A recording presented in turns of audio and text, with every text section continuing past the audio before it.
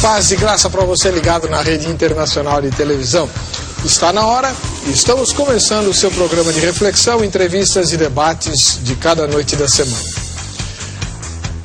O apóstolo Pedro, na sua primeira carta, lá no Novo Testamento, falando de uma série de coisas, a certa altura, no terceiro capítulo, menciona um episódio na vida do Senhor Jesus que é bastante obscuro. Diz ele que Jesus, em espírito, foi pregar aos espíritos em prisão. O que significa isso? Quem são os espíritos em prisão para quem o Senhor Jesus Cristo foi pregar? Quando foi que isso aconteceu? A maioria dos intérpretes entende que foi no período em que Jesus esteve morto, não é? Depois da crucificação e antes da ressurreição. Será que foi mesmo? Outros entendem que não. Até porque muitos acham que o espírito, quando a gente morre, morre também, né? Fica aguardando a ressurreição. Então, Jesus estava morto, os espíritos em prisão, se são espíritos de pessoas que morreram, também estão mortos. Agora, para aqueles que entendem que o espírito não morre, apenas o corpo, o espírito fica vivo em algum lugar, o que Jesus foi dizer para eles? É possível salvar-se depois da morte? Jesus foi pregar o evangelho para que aqueles que não tinham ouvido o evangelho, não tinham ouvido a salvação, tivessem a chance de receber essa salvação. Enfim, uma questão de justiça, não é? Para nós que vivemos depois da morte e ressurreição de Jesus, é muito mais fácil crer nele do que aqueles que tinham que crer apenas e tão somente numa vaga promessa. Enfim, as especulações não param por aí. Existem várias outras interpretações a respeito dessa passagem que ao longo do debate de hoje nós vamos trazer para você. E você também pode trazer a sua. Afinal de contas, o que a gente quer saber é por que Jesus foi pregar aos espíritos em prisão? Essa é uma boa pergunta. Está no ar o Vejam Só.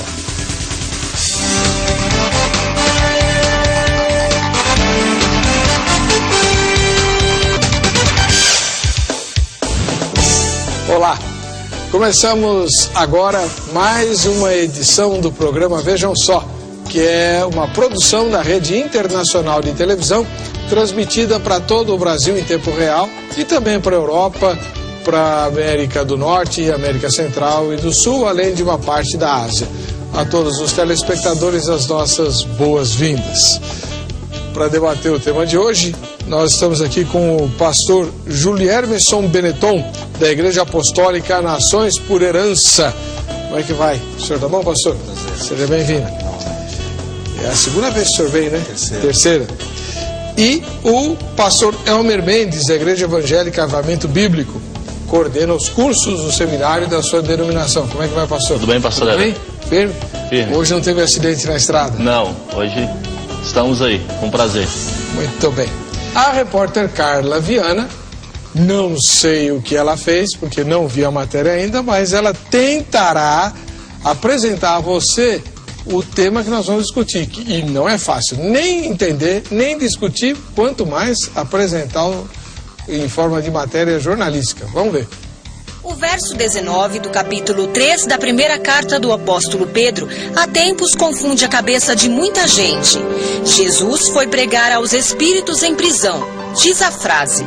Porém, a ideia mais difundida é a de que estes espíritos foram homens perversos desencarnados no período antediluviano, ou seja, antes da vinda de Cristo, que haveria de morrer crucificado pelos seus pecados. Assim, estes homens permaneceram no cativeiro espiritual. Mas se este pensamento estiver certo, como entender a forma como Deus se revela desde sempre? Ou qual sentido teve a missão dos profetas, se não anunciar o Salvador? Este teólogo rebate a possibilidade de Jesus ter pregado aos espíritos dos mortos da época de Noé com esta resposta. Deus falou com essas pessoas no passado de alguma forma. E dentro dessa maneira que Deus falou com eles, eles tinham que dar uma resposta a Deus, positiva ou negativa. Sinésio reforça sua opinião ao ler um trecho que antecede o capítulo 3 da carta de Pedro. Capítulo 1, versículo 10. Desta salvação inquiriram e indagaram diligentemente os profetas, que profetizaram da graça para vós destinada. Indagando qual tempo, ou qual ocasião de tempo, olha só, que o Espírito de Cristo que estava neles indicava, ao predizer os sofrimentos que a Cristo haviam de vir e a glória que se lhes havia de seguir. Já que os espíritos tiveram oportunidade de serem salvos através dos sinais e dos profetas, por que Jesus foi ao encontro deles para pregar? Para esta pergunta há muitas respostas, que o Vejam Só trata de debatê-las no programa de hoje. Pastor Júlio Herbson Benetton, da Igreja Apostólica Nações por Herança. Na sua primeira fala, qual a resposta o senhor daria, assim, para depois o senhor explicar, né, os porquês, mas que resposta o senhor daria para a pergunta? Bom, durante muito tempo, eu nutri no meu coração que para que se cumprisse um ato de justiça divino, Cristo desceu a essas regiões e pregou o Evangelho, né? Uma doutrina que alguns creram e defendem até hoje.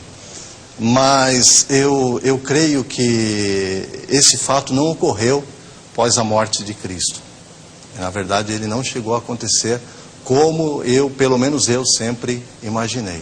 E ao longo a gente vai... Então Jesus não foi ao mundo dos mortos pregar? Não. Não. Não.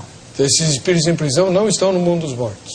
Não, porque eles estão, mas não como espíritos, porque uma vez que o espírito que é dado por Deus e ao homem está ordenado morrer uma só vez, seguindo depois disso o juízo, esse espírito ele retorna ao Senhor. Então um espírito não poderia estar, um espírito de um ser humano não poderia estar aprisionado. Não. Bom, o senhor já me suscitou mais uma dúvida aqui que depois eu vou querer saber. Tá ótimo. Né? Pastor Elmer, e o senhor? Qual a sua primeira resposta para essa pergunta? Bom, entendendo que o texto de 1 Pedro 3,18 não deve ser lido isoladamente, até mesmo lendo 2 Pedro, e aí durante o programa eu vou fazer algumas citações do próprio texto de Pedro, na segunda carta, comparando com o texto da primeira, e outros textos que também devem ser lidos para entender melhor o assunto. A resposta que eu daria à pergunta é que esses espíritos em prisões está relacionado aos anjos caídos. São anjos caídos? Isso, está relacionado aos anjos caídos. E essa pregação não é evangelística, não se trata de pregar o evangelho.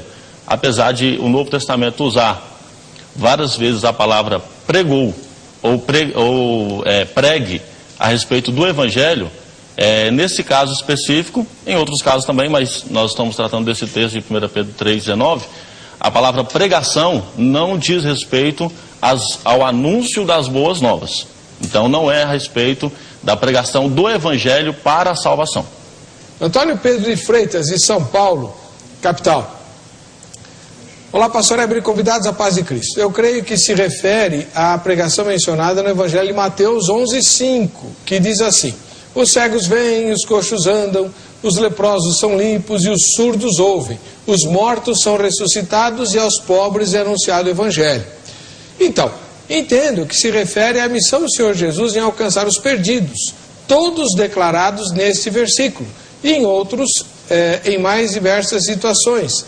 Esses estão presos nessas condições terríveis, e somente Jesus, mediante a sua palavra abençoadora, para alcançá-los. Essa foi a opinião do Antônio, aqui da capital paulista, Antônio Pedro de Freitas. Já o Michel Leonardo, de Manaus, capital do Amazonas, logo se vê que não faria nenhum sentido Jesus ter pregado aos espíritos em prisão. Jesus pregou através de Noé, aos seus contemporâneos de Noé, né? E posteriormente por meio dos profetas. Se os espíritos que já estavam no inferno estavam perdidos, para que uma pregação? Poderiam eles se arrepender e receber a salvação? A Bíblia é categórica ao dizer que o ser humano está destinado a morrer uma só vez e depois disso o juízo. O texto do rico e Lázaro demonstra essa verdade presente. E se pudessem se salvar, Então, outros perdidos que morreram depois de Jesus poderiam reivindicar uma segunda chance? E a mensagem, essa que eu acabei de ler, é do Michel de Manaus, né? E agora do Hildo Ferreira de Mauá, um município da Grande São Paulo. É uma pena que pessoas tão instruídas acreditem na imortalidade da alma, uma doutrina inteiramente pagã e que não condiz com a Bíblia. A Bíblia não é espírita, mas essa doutrina foi e é um enxerto na verdade ministrado por Satanás. Esses espíritos são os demônios que tiveram sua origem na rebelião na época de Moisés. Isso demonstra claramente que o texto de Pedro é tudo menos claro. Né? Só em 3 mensagens que eu li aqui, vou ler outras, evidentemente, você viu posicionamentos total, completa e absolutamente divergentes, né, a respeito da mesma passagem bíblica. E aí? Por que Jesus pregou aos espíritos em prisão? Pastor Júlio Hermeson Benetton. Eu li 3 mensagens aqui, alguma delas lhe agrada, e agora é hora do senhor explicar melhor, né, a sua posição, a sua resposta sobre a questão do que Jesus foi fazer quando foi pregar os espíritos em prisão. Amém. Bem, essa é uma questão que, na verdade, ela há séculos vem sendo discutida, né? Mas existe uma regra, um princípio básico para todo estudante de teologia que deve conhecer na hermenêutica, que diz que todo texto fora do contexto, ele gera o pretexto para se formar uma heresia. Então, eu gostaria de ler rapidamente, pastor, o que diz o texto com o seu contexto que vem abaixo. Versículo 19, para encurtar, no qual também foi e pregou aos espíritos em prisão, os quais noutro tempo foram rebeldes, quando a longanimidade de Deus esperava nos dias de Noé, enquanto se preparava a arca. Nela, poucas, isto é, 8 almas se salvaram através da água. Então, de acordo com o contexto, Pedro ele está falando daquela geração. E quando Cristo pregou a esses espíritos em prisão, na verdade, a pregação era de Noé, e conforme diz em 1 Pedro capítulos 1, 10 e 11, Noé pregando no poder do Espírito de Cristo aos espíritos que estavam aprisionados em meio à sua rebeldia, aos seus pecados. E também, no outro texto, diz a palavra, o próprio Pedro chama Noé de o pregoeiro da justiça, né? Então, só para aclarar para o telespectador, não foi Jesus em pessoa que foi pregar aos espíritos em prisão. A pregação de Noé aos contemporâneos de Noé, é disso que Pedro está falando. É disso que Pedro está falando. Noé representava Jesus, é isso? Exatamente. Por exemplo, 1 Pedro 1, 10 e 11. Dessa salvação inquiriram e indagaram diligentemente os profetas que profetizaram da graça que vos era destinada, indagando qual o tempo ou qual a ocasião que o Espírito de Cristo que estava neles indicava, ao dar de antemão testemunho sobre os sofrimentos que a Cristo haviam de vir e sobre as glórias que os seguiriam. Mas aí não tem nada a ver com Noé. Sim. Não, mas no sentido de tanto Noé como os outros profetas que vieram, pregando pelo poder de Cristo. O que torna difícil a compreensão, infelizmente, é a questão da tradução que nós temos em nossas mãos. Que fala justamente nesse sentido, de Cristo foi e pregou aos espíritos em prisão. E não é isso que está lá no texto? Exatamente, mas não que ele tenha pregado após a sua morte, sim no poder, Noé pregando no poder do Espírito de Cristo. Nos tempos, por quê? Porque o texto está falando, o contexto está falando de um povo. Tá. Vamos fazer o seguinte, não, já entendi. O que Pedro está se referindo é a pregação de Noé enquanto preparava a arca, não é? Então, Jesus estava em Noé anunciando aquelas pessoas que estavam vivas e que na época de Jesus estavam já em prisão porque não ouviram a pregação na época de Noé. Exatamente. É isso? Exatamente. Muito bem. Então está claro essa parte. Se a gente concorda, não sei. Vou ouvir agora o embasamento da outra opinião do pastor Elmer, que diz que esses espíritos em prisão não tem nada a ver com seres humanos. Exatamente. A explicar esse texto, esse versículo, essa doutrina da maneira que o pastor Júlio Hermeson explicou, isso, como ele mesmo já disse, né, já vem sendo debatido na história. Santo Agostinho, no século IV, explicou dessa maneira. Alguns reformadores também explicaram dessa maneira. Aí dele se discordasse Agostinho, né? Entendendo que Noé era um tipo de Cristo. Noé era um tipo, né? Também esse tipo de doutrina foi chamado de pré-encarnação, né? Ou seja, não era o Cristo encarnado em Noé, mas já era uma pré-manifestação do Cristo. Então, na verdade, nós encontraríamos mais dificuldades, né, do meu ponto de vista, encontraria mais dificuldade de ver o texto dessa maneira, entendendo que Noé, na tipologia dele, referente a Cristo, estava trazendo uma mensagem de pregação sobre o Evangelho, sobre a salvação, porque quando nós lemos Gênesis, e o texto diz que o homem estava se corrompendo, o homem estava indo para um caminho de maldade, de malícia, então Deus decidiu exterminar e salvar Noé. Não tem ali nenhuma menção de que Noé então sairia, durante aquele período que ele estaria construindo a arca, ele sairia para pregar a salvação, para que o pessoal entrasse na arca. Não tem nenhuma menção. O texto de Gênesis mais me parece que Deus queria salvar mesmo só Noé. E não tem nenhum, em Gênesis não tem nenhuma citação de que Noé pregou, para que as pessoas pudessem então se arrepender dos seus pecados, aquela geração de Noé pudesse se arrepender dos seus pecados, e aí então entrar na arca. Em Gênesis não tem nenhuma citação assim. Pedro vai citar, em 2 Pedro, ele vai citar que Noé é um pregoeiro da justiça. Mas eu também entendo que esse texto, não no sentido de falar, mas de uma vida justa.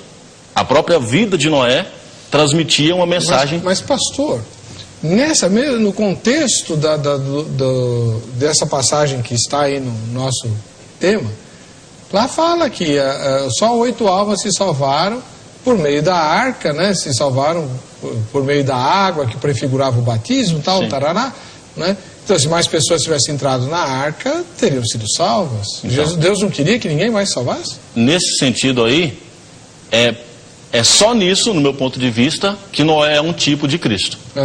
Só nisso, que o trabalho dele resultou em salvação para 7 pessoas e ele, logicamente, só nesse sentido. Não no sentido de que ele saiu, poderia ter outras pessoas dentro da arca salvas? Poderiam. Deus poderia salvar outras pessoas? Também poderia. Mas não dá para dizer que Noé saiu pregando que o pessoal tinha que se arrepender dos seus pecados, tinha que se arrepender dos seus erros, tinha que viver as suas vidas justas e entrar na arca.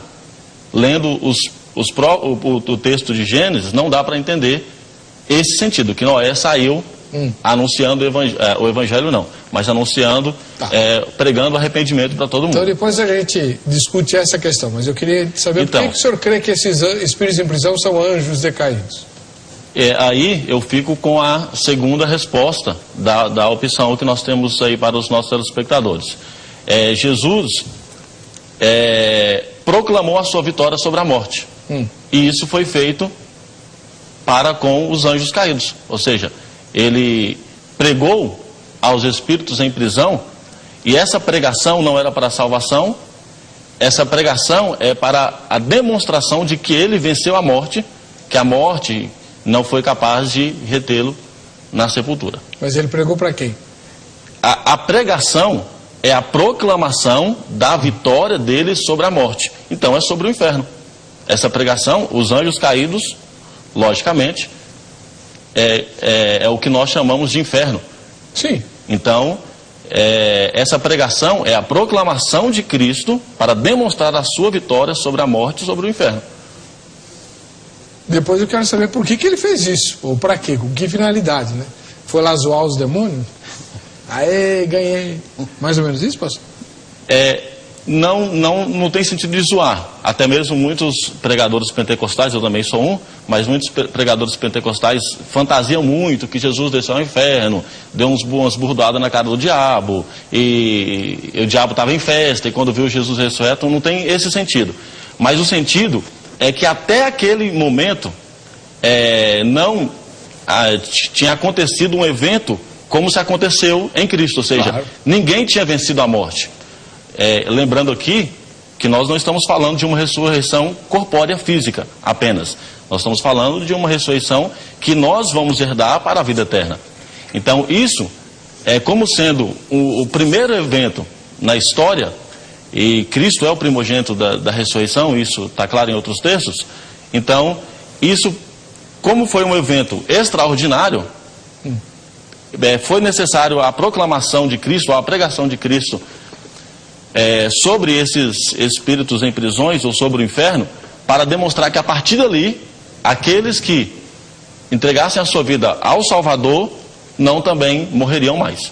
Tá, muito bem. O pastor Júlio Hermeson se alinhou com um dos internautas e outros que também já escreveram, dizendo que a pregação de Noé é que está sendo referida na passagem. Então, pastor Júlio Hermeson, por que não serve aquela interpretação de que os espíritos em prisão são os cegos veem, os surdos ouvem, os coxos andam, os mortos são ressuscitados? Quer dizer, a pregação normal de Jesus. Porque, afinal de contas, como disse o internauta, todo pecador não salvo é um espírito em prisão, não é?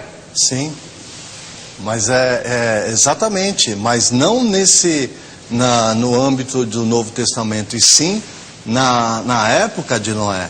E embora Noé não saísse pregando entre os moradores, o próprio ato de construir a arca, claro, era a própria pregação. Então é nesse sentido.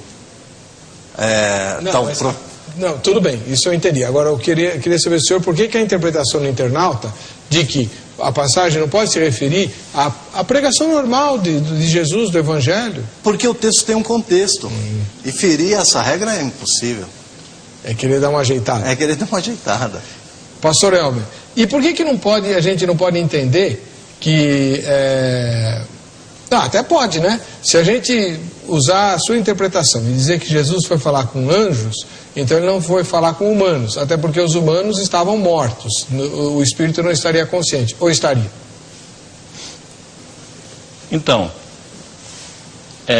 eu entendo que Jesus não foi falar mesmo com os mortos, até mesmo porque no evento da ressurreição de Cristo, quando Cristo ressuscita, os santos também ressuscitam com ele. Esse é um episódio de Mateus, entre os evangelhos, que vai narrar, ele é o primogênito da ressurreição, ressuscita, e outros santos, né, e nós vamos entender que são os santos do Antigo Testamento, ressuscitaram também. Então,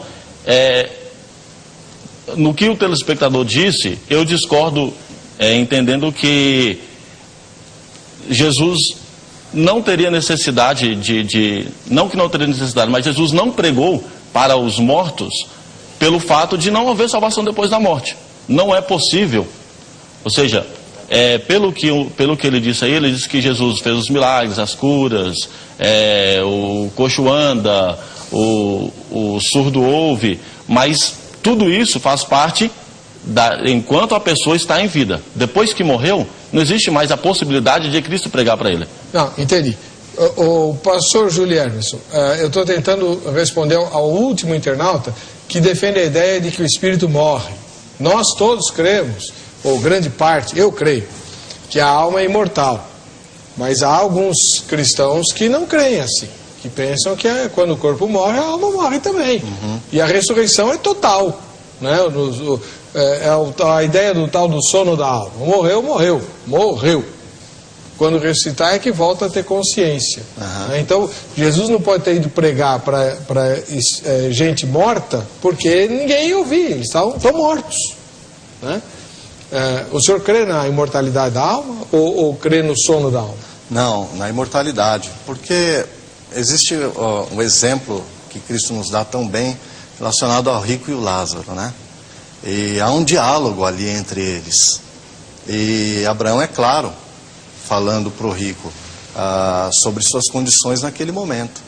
Então não creio no sono. Então os mortos estão conscientes. Estão conscientes. Salvos e perdidos. Até porque Jesus nos alerta, né? Aqueles durante sua pregação para que tomássemos cuidado para ir para o lugar onde o fogo nunca se apaga e o bicho não morre, que é a consciência do ser humano, do homem, né? Quando Marcos 9. Evangelho de Marcos, capítulo 9. Vitor, que mora na cidade de Colombo, no Paraná, lembrem-se que os inimigos de Jesus o esbofetearam quando da sua inquirição. Por isso, ele foi até lá, para mostrar para Satanás o que ele mesmo falou após a sua ressurreição. Todo o poder me é dado no céu e na terra.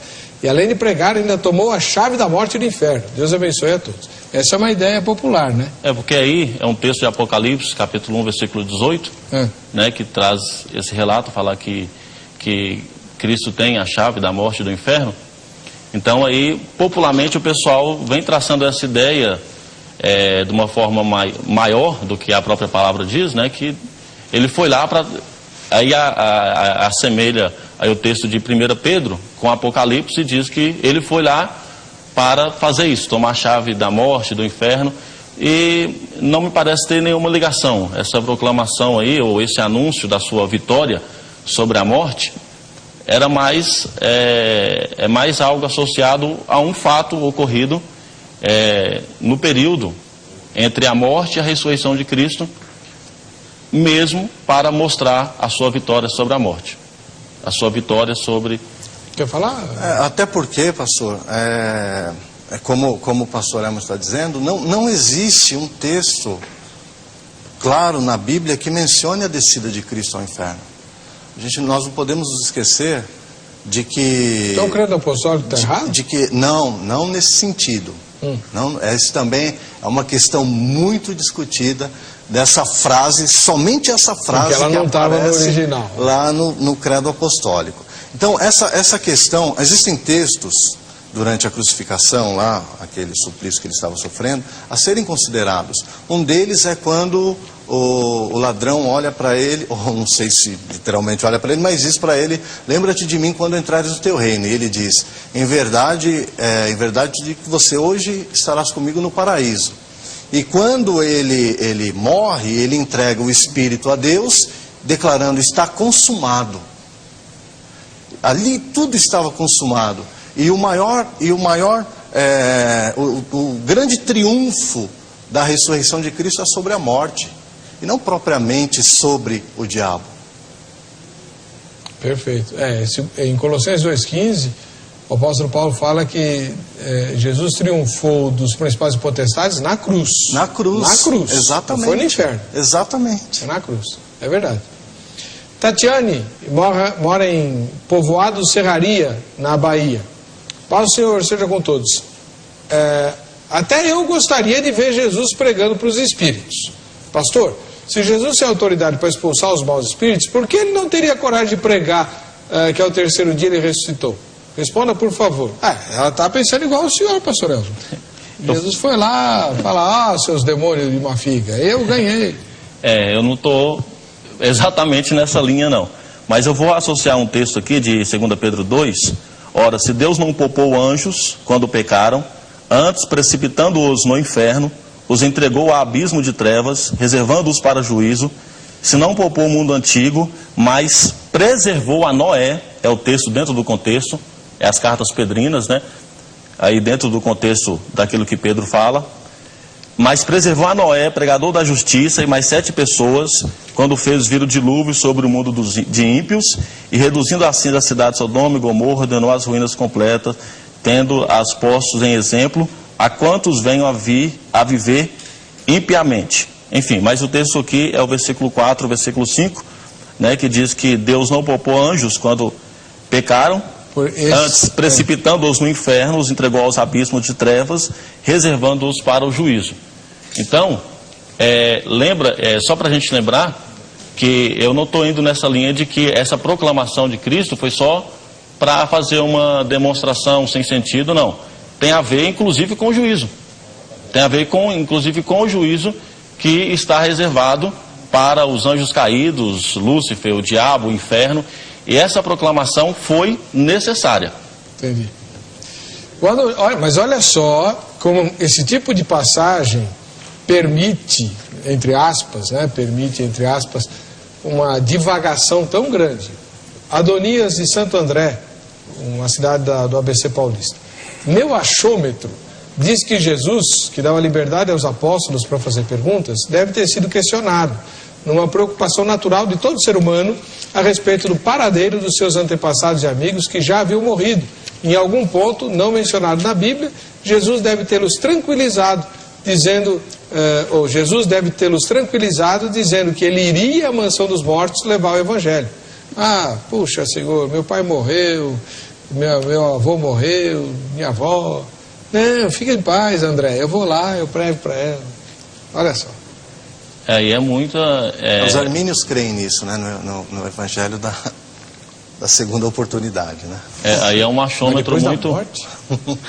é um achômetro muito perigoso, né? Porque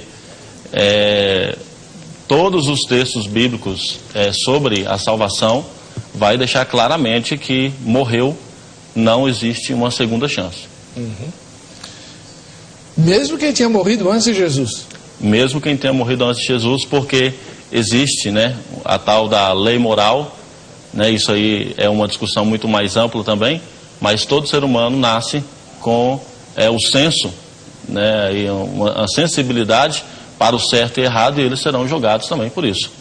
Tá bom. Vamos ver aqui. André Lima da Costa, de Anapu, no Pará. Sou membro da Batista Independente. A minha opinião é para que eles fossem libertados dos espíritos que traziam aprisionamento sobre eles. João 8,36 fala do Senhor Jesus como libertador. Não, mas aí, André, o texto de Pedro, esse que está aí na tela, fala claramente que Jesus pregou aos espíritos em prisão, não a quem estava prisioneiro de espíritos, né? Certo? Certo. Joselina Mota, de Santo Antônio de Jesus, na Bahia. Jesus, quando morreu e ressuscitou, proclamou vitória sobre a morte. Então ele foi pregar isso para todos aqueles que morreram sem saber disso e oferecer mais uma oportunidade de conciliação com o Pai. Olha lá. Então, parece que muitas pessoas estão indo para esse caminho aí, mas mais uma vez, né, todos os relatos bíblicos, inclusive já foi citado aqui algumas passagens, né, o rico e Lázaro. Outra, Hebreus, né, o próprio pastor também citou o livro de Hebreus, que diz que depois da morte é só juízo, não tem salvação não. Então, mas o pastor José Patrício de Lima, aqui de Caruaru, em Pernambuco, ele pensa aqui, ele reconhece que o texto de 1 Pedro é difícil e tal, e ele fala assim, olha, para mim, eu acredito, talvez seja para que ninguém tenha desculpa de não ter ouvido o Evangelho no dia do julgamento. Ouviu, nem que tenha sido depois de morto, mas ouviu, né? Enfim, né? Por exemplo, Carlos Quitada, ele mora em Andirá, no Paraná. Olá, paz e graça. Bom, minha opinião é que Cristo não poderia pregar para morto, pois quando uma pessoa morre já não resta nada, senão um julgamento. Crer em espírito vivo, isso é espiritismo. O texto fala em linguagem figurativa, é que Cristo também venceu a morte, pois ele ressuscitou os mortos. Então, Carlos, crer em espírito vivo é espiritismo? Não entendi.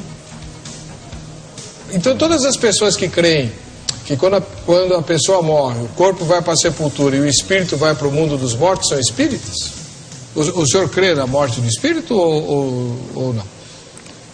Não. Aí, lendo Eclesiastes, né, o corpo vai ao pó da terra, o espírito vai a Deus que deu. Então, crer na reencarnação desse espírito aí é o espiritismo. Mas crer no espírito vivo, não. Então, é possível ser cristão e crer no espírito vivo, pastor? É possível. É que eu estou vendo aqui um monte de mensagem, creio que o espírito está vivo, é espiritismo. Eu respeito aqueles irmãos cristãos também que creem que o espírito morre, o sono da alma, tal. Mas Paulo fala eu não creio dessa forma, respeito. Acho que eles também são cristãos. Agora, então quer dizer que acreditar que o espírito continua vivo depois da morte é espiritismo? Isso me parece mais postura de seita. A questão de Paulo também, quando ele fala do último homem e do primeiro, da questão de Cristo e Adão, o que foi feito alma vivente e o último espírito vivificante. Exatamente. Né? Tá certo. Bom, a repórter Carla Viana, ela foi perguntar para os cristãos que frequentam a Conde de Sarzedas, aqui em São Paulo, como é que eles interpretam, ou como é que eles respondem à pergunta do tema de hoje. Vamos ouvir. Por que Jesus pregou aos espíritos em prisão? Porque estavam presos, né? É que a Bíblia fala que depois que ele ressuscitou, ele desceu às partes mais baixas e pregou aos espíritos que estavam presos lá. E por que essa necessidade dele ter feito isso? Uma boa pergunta que você está me fazendo, é um enigma que até eu gostaria de saber. Em 1 Pedro, ali ele foi para pegar alguns espíritos, foi na época de Noé até, né? Eu não sei exatamente se ali se refere aos espíritos maus, né? Ou especificamente ao povo que não aceitou a mensagem levada através de Noé. Na realidade, eu não tenho essa certeza ainda. Na minha opinião, Jesus pregou aos espíritos em prisão porque ele está se referindo aos que morreram antes da vinda de Jesus. Então eu creio que foi uma forma dele anunciar para aquelas pessoas sobre a esperança que eles tinham de que viria o Messias da descendência de Davi. Aí eu fico sem saber te responder. Porque antes de Jesus vir ao mundo, houve mortes, houve o dilúvio, muitas pessoas morreram. E o Evangelho da Graça não havia sido pregado, e para isso que Jesus Cristo veio.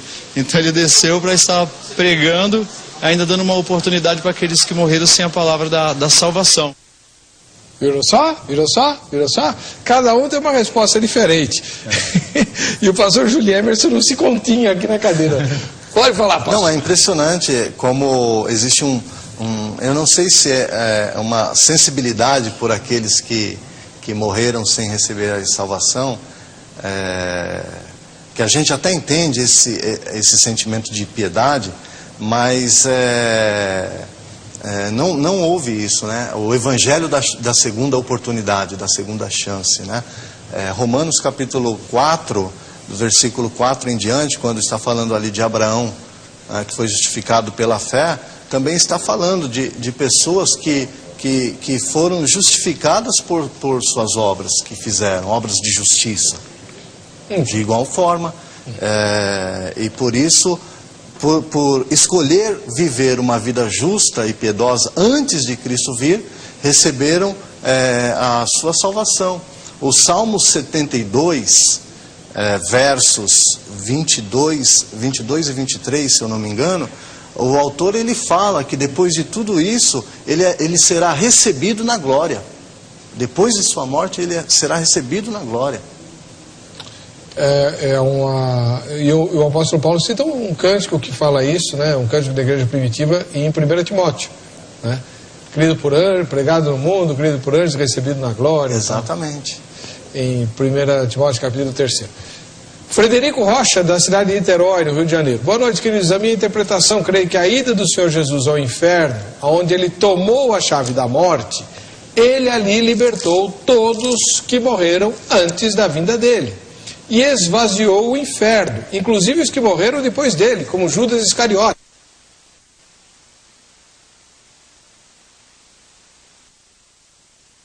Ô Frederico, não entendi nada.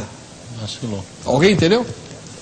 O que tem que deixar claro é o seguinte: esse texto de 1 Pedro 3, 18, que tem a pergunta, não está falando sobre os espíritos em prisão antes de Cristo. O texto se trata apenas aos espíritos em prisão, nos quais no outro tempo foram desobedientes, quando a longanimidade de Deus aguardava nos dias de Noé. Então, são espíritos de antes do dilúvio. O pessoal está remetendo muito esse texto para com divisão, período de lei e da graça. E esse texto não pode ser remetido, não pode ser olhado dessa maneira. O texto não trata de pessoas que morreram antes de Cristo, mas no sentido de todas as pessoas que morreram antes de Cristo. Então não dá para incluir Judas aí? Não. Se for seguir a linha de raciocínio, entendendo que são pessoas que ouviram a pregação que Cristo pregou aí aos espíritos em prisões, não pode ser dito de pessoas a não ser do tempo de Noé. Só isso, porque o texto está falando E é bem claro. E é bem claro, é do tempo de Noé. Tá. E também não tem nenhuma relação com tomar a chave do inferno e da morte. Mas aí, então, pastor Júlio Hermeson, teve um entrevistado da Carla que mencionou o texto de Efésios. Efésios capítulo 4, quando o apóstolo Paulo menciona que aquele que subiu foi o que desceu até as regiões mais profundas da terra e tal. O senhor tinha dito no bloco anterior que não havia texto na Bíblia que dizia que Jesus tinha descido ao inferno. Claramente ao inferno. Só ratificando, pastor, o texto de Salmo é o 73, 23 e 24. Apenas o 24, o verso 24 diz: guia-me com teu conselho e depois me receberás na glória. Com relação a esse texto de Efésios, não é citado que ele desceu ao inferno, e sim na questão talvez eu possa colocar assim, do arrebatamento do seio de Abraão, né, levado até o terceiro céu, que é onde o apóstolo Paulo exatamente esteve, que disse que viu coisas inefáveis que não poderia estar contando. Então, essas regiões inferiores da terra de Efésios seriam o mundo dos mortos. Seria o mundo dos mortos. Onde está o seio de Abraão. Onde estaria o seio de Abraão. Tá. Johnny, olha só, olha a confusão que o povo faz. Olha, vocês, viu? Ô, apóstolo Pedro, por que você não foi mais claro quando escreveu? Meu irmão! Johnny Aparecido de Oliveira, ele mora em São José dos Pinhais, do Paraná. Jesus, segundo Pedro, não foi pregar aos antediluvianos. Embora esteja escrito isso no texto, o Johnny diz que não. Mas sim aos espíritos que se rebelaram. E após suas rebeliões, alguns foram presos, segundo o que registrou em Judas, versículo 6. E quando os anjos que não conservaram sua posição de autoridade, mas abandonaram suas próprias moradas, ele os tem guardado em trevas, presos com correntes eternas para o juízo do grande dia. Muito bem, essa é a opinião que o senhor defendeu logo no primeiro bloco, pastor Elber. Então, os espíritos em prisão de Pedro são os mesmos anjos guardados em algemas eternas de Judas 6? Então, aí é a questão que eu li, 2 Pedro, aqui também, o texto que fala sobre isso, sobre os anjos caídos.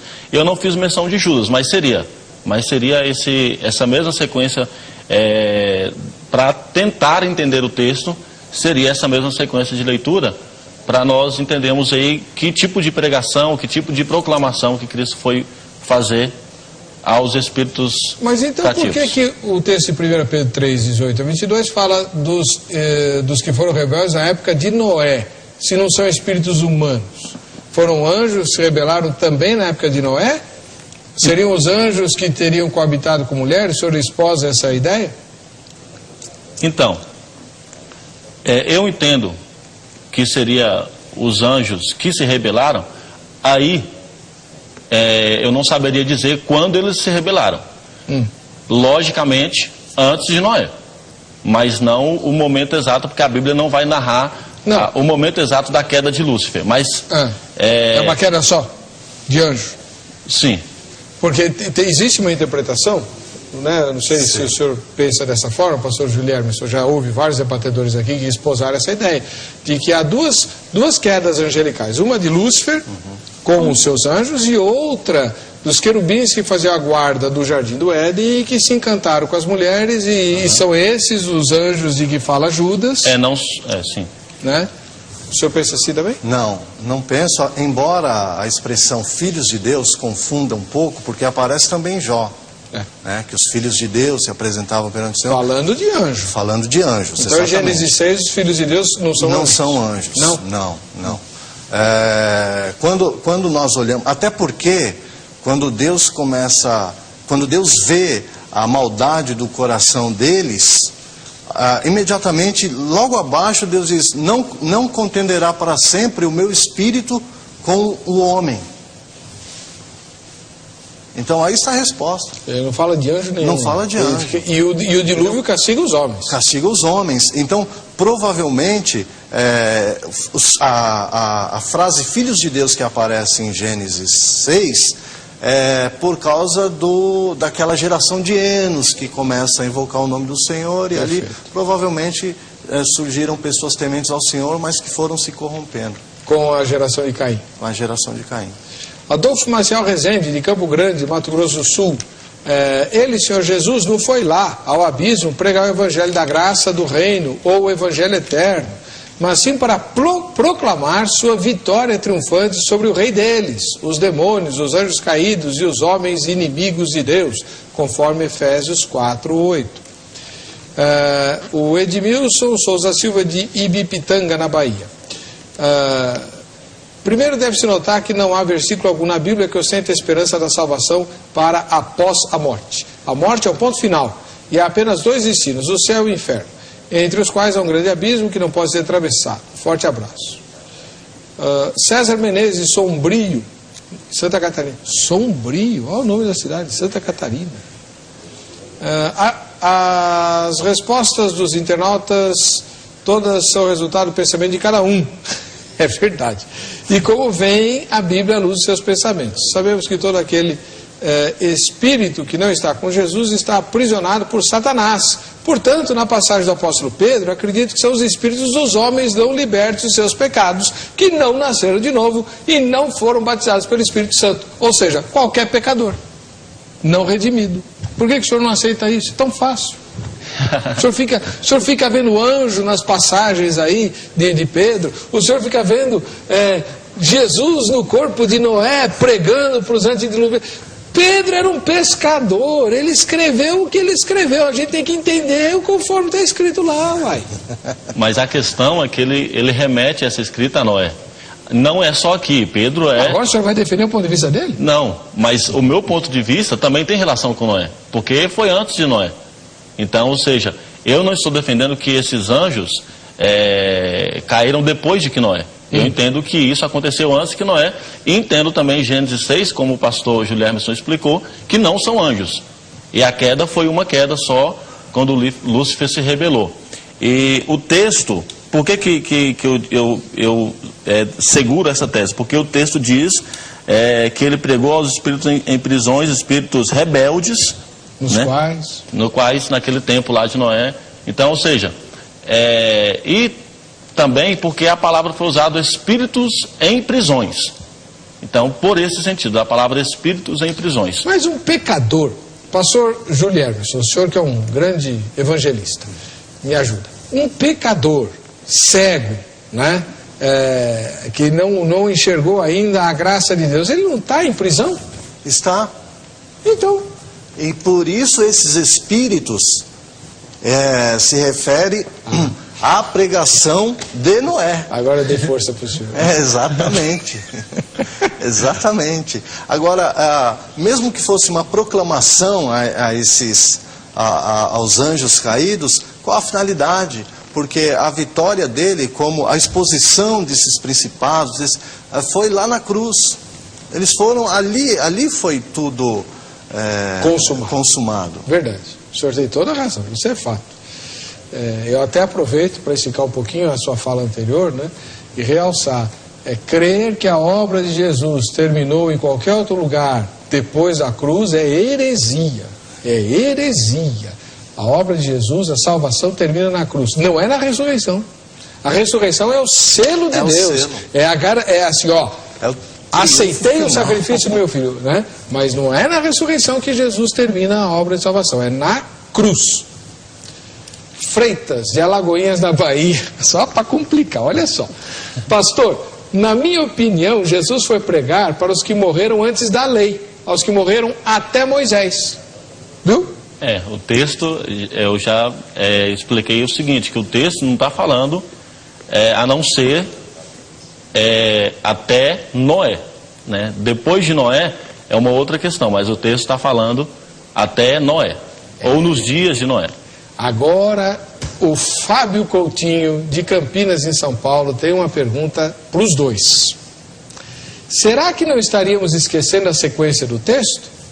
Em 1 Pedro 4,6, capítulo 4, versículo 6, continua dizendo que o evangelho foi pregado também a mortos. O senhor, por gentileza, o senhor pode ler 4,6, por favor? Pois para este fim foi o evangelho pregado também a mortos, para que mesmo julgados na carne, segundo os homens, vivam no Espírito, segundo Deus. Pastor Júlio Emerson. E aí? Acho que até demorou para ver esse versículo aí. Verdade. Na verdade, quando Cristo ele estava pregando, veio um jovem e Jesus disse para ele: vem, segue-me. Ele disse assim: deixa eu primeiro sepultar meu pai. Não que o pai dele tivesse morrido, mas que o pai dele poderia morrer a qualquer momento e ele estaria disposto, como filho mais novo, a seguir a Cristo depois da morte de seu pai. E Jesus responde da seguinte forma: deixa os mortos enterrarem os seus mortos, porém tu vem e me segue. Então ele está se referindo a mortos espirituais, que não criam naquilo que ele estava pregando e nem faziam questão de segui-lo.